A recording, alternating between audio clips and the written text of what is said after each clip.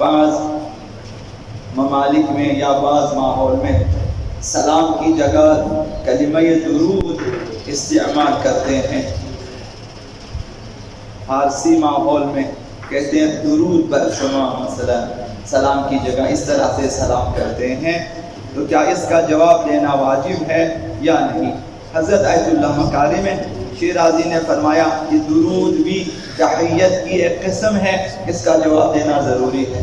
یعنی اگر کسی نے کہہ دیا درود بر شما، آپ کو بھی اسی طرح سے جواب دینا چاہیے.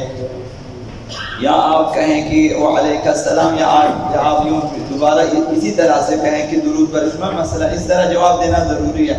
یہ تحیت ہے، لیکن اس کا جواب عربی میں دینا واجب نہیں ہے. آپ اپنی زبان میں، کسی زبان میں جس طرح رائج ہے جواب دے سکتے ہیں. لیکن بہتر یہ ہے کہ کلمہ سلام کا استعمال کریں کہ سلام بر شما یا سلام علیکم، یہ بہتر ہے. وہ جو خداوند متعال نے کلمہ منتخب فرمایا ہے اور اپنے لیے اسم قرار دیا ہے وہ سلام ہے، تو اسی کو جو ہے استعمال کرنا چاہیے. لیکن نماز میں انسان اگر ہو، حضرت آیت اللہ مکاری فرماتے ہیں، اور کسی نے کہا درود بر شما، تو جواب دینے میں اشکال ہے.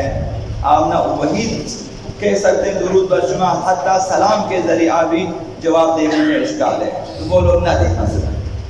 دوسرا مسئلہ یہ کہ اگر ایک شخص کئی مرتبہ سلام کرے، السلام علیکم، پھر کہ السلام علیکم، مثلا 2-3 بار آپ کو جو ہے وہ سلام کرے، تو اس میں یہ ہے کہ ایک بار جواب دینا کافی ہے.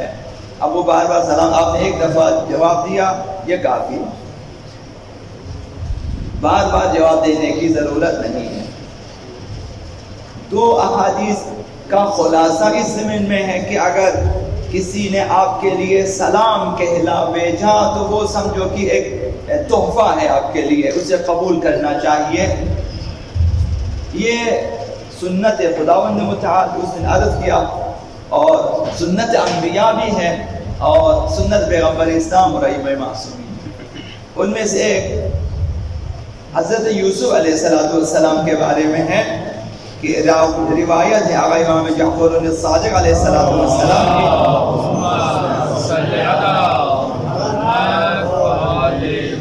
کی ایک اعرابی یا ایک دیہاتی آیا حضرت یوسف علیہ السلام کے پاس، تو معلوم ہوا کہ یہ کنعان سے آیا ہوا ہے.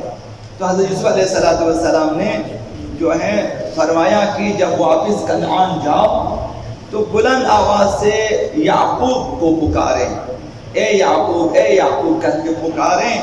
تو ایک بلند قامت خوش منظر شخص آئے گا، تو ان سے کہنا کہ مصر میں نے ایک شخص سے ملاقات کی ہے، اس نے آپ کے لیے سلام بھیجا ہے، اور انہوں نے کہا کہ آپ کی امانت اللہ کے ہاں ضائع نہیں ہوئی ہے. یہ حضرت یوسف کا پیغام تھا اپنا نام لیے بغیر.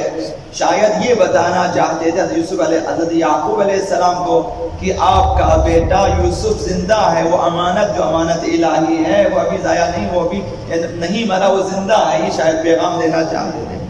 تو وہ اعرابی آیا اور کنعان پہنچا اور بلند آواز سے حضرت یعقوب کو پکارا. تو ایک بلند قامت خوش منظر شخص آیا، پوچھا کہ آپ یعقوب ہیں؟ انہوں نے کہا جی میں یعقوب ہوں. تو انہوں نے حضرت یوسف علیہ السلام کا سلام پہنچایا. تو یہ سیرت انبیاء. آپ بھی سلام جو ہے بعنوان تحفہ، بعنوان تحیت الہی آپ بھیج سکتے ہیں کسی کے لیے. یہ بھی رائج ہو، اچھا ہے کہ آتے جاتے لوگوں کے سے کہیں کہ اسے سلام کہتے، اسے آپ میری طرف سے سلام کہتے. اس میں بھی دونوں طرفین کے لیے سلامتی ہے اور اجر و بادہ. دوسری روایت آقا رسول خدا صلی اللہ علیہ وسلم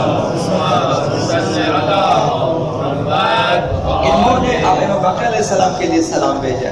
حضرت جابر بن عبداللہ انصاری سے پیغمبر اسلام نے فرمایا کہ آقا امام حسین کی نسل سے علم و حکمت سے بھرپور ایک فرزند پیدا ہوگا اور تم اس وقت تک زندہ رہو گے، اور جب اس سے ملاقات کرو تو میرا سلام پہنچا دیں.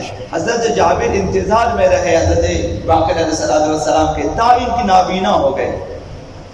اور ایک دن مثلا آقا امام سجا علیہ السلام کے پاس انہوں نے وہ پہنچے تو تو آقا امام باقر علیہ السلام بیٹھے ہوئے تھے، لہذا ملاقات ہوئی، آقا امام سجاد علیہ السلام نے تعارف کرا کہ یہ میرا بیٹا ہے اور ان کا نام باقر ہے۔ اس وقت حضرت جابر علیہ السلام نے انہیں سینے سے لگایا اور پیغمبر اسلام کا سلام پہنچا دیا۔ فَرَسُولُ اللَّهِ يَا مَوْلَايَ يُقْرِئُ عَلَيْكَ السَّلَامِ، اے میرے آقا، آپ کے جد رسول خدا نے آپ کے لیے سلام بھیجا۔ تو آقا باقر علیہ السلام نے ان کے سلام کا جواب اس طرح سے دیا، وَعَلَىٰ رَسُولِ اللَّهِ السَّلَامِ مَا قَامَتِ السَّمَاوَاتُ وَالْأَرْضُ، جب تک زمین باقی ہے، جب تک آسمان باقی ہے، رسول خدا پر بھی سلام ہو۔ وَعَلَيْكَ يَا جابر، اور تجھ پر بھی سلام ہو اے جابر، کما بلغت السلام، جس طرح تو نے پیغمبر اسلام کا سلام پہنچایا ہے اسی طرح خود تم پر بھی سلام۔ تو یہ سیرت پیغمبر اسلام ہے۔ ہمیں بھی چاہیے کہ ہم اپنے عزیزوں کے لیے حد اقل سلام کا تحفہ بھیجیں، طرفین کے لیے انشاءاللہ العزیز سلامتی ہے۔